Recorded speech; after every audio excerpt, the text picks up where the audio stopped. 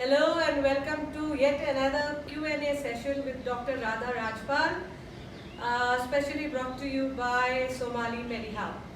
So we have, hello Dr. Radha, we have her with us. Dr. Radha, to start with, can you just introduce yourself? We would like to know more about you. Okay, so I'm Dr. Radha Rajpal and I have graduated from Lady Hardinge Medical College many years back, and subsequently I did my MD in Pediatrics from University of Mumbai, and I have worked in different parts of the country and even in the UK. And after I finished my MD, I did a fellowship with the Royal College of Pediatrics in London, and I have about 20 years of experience in pediatrics. Later on, I also did a fellowship on working with special needs children at my alma mater at Lady Hardinge, and I have 10 years of experience in developmental pediatrics, and that is a passion for me to work with special needs children. And my children do very well with the kind of treatment programs we are able to organize for them.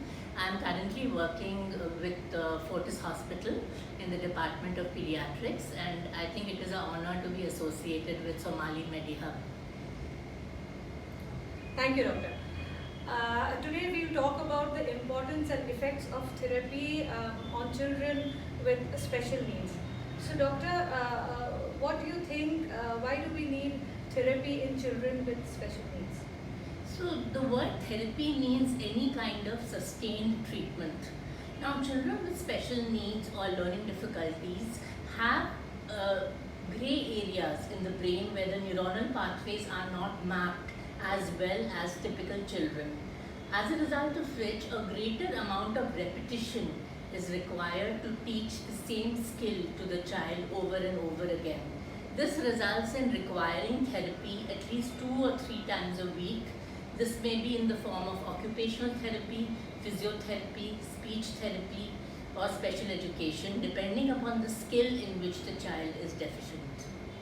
So, Doctor, how does it help? Like, how you must be treating so many children with special needs. So, how does it affect? What is the outcome of the therapy? So it's interesting that the human brain till the age of 6 years is like plasticine. It's very plastic. And the neuronal pathways are like mountain trails. Like when we go mountain climbing, there are trails on the mountains, and we say, "ये पगडंडी पे चल के रास्ते बन जाते हैं." So it is the same theory that when we give stimulation to those neuronal pathways repeatedly, 2 times a week, 3 times a week, and also on a day-to-day basis when the parents are working with the children by a therapy which we use, which is called flow time, these neuronal pathways are converted into permanent nerves in the brain, which helps the child to acquire the skill. So how does it happen? How long is the process? It goes on lifelong, or how does this? So this is it's not a one-size-fits-all kind of a situation. Every child is unique. Every child's learning challenges are different. It is the genetic factors, the environmental factors, the personality of the child, and the individual learning ability, and also the quality of therapy. All these factors determine how long a child will take to learn a particular skill. And depending upon that, the peak period for a child to learn, say there is a window of opportunity, like the peak period to learn language is 3 to 6 years.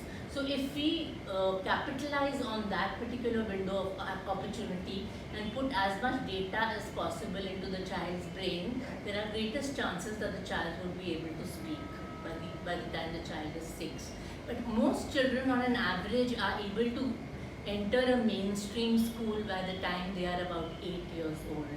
And 8 to 10 years is up to when we are seeing that the child would require therapy. Thank you so much, Doctor, for today. So we end it today, and if you have any further questions, you can inbox us, and thank you very much for being with us.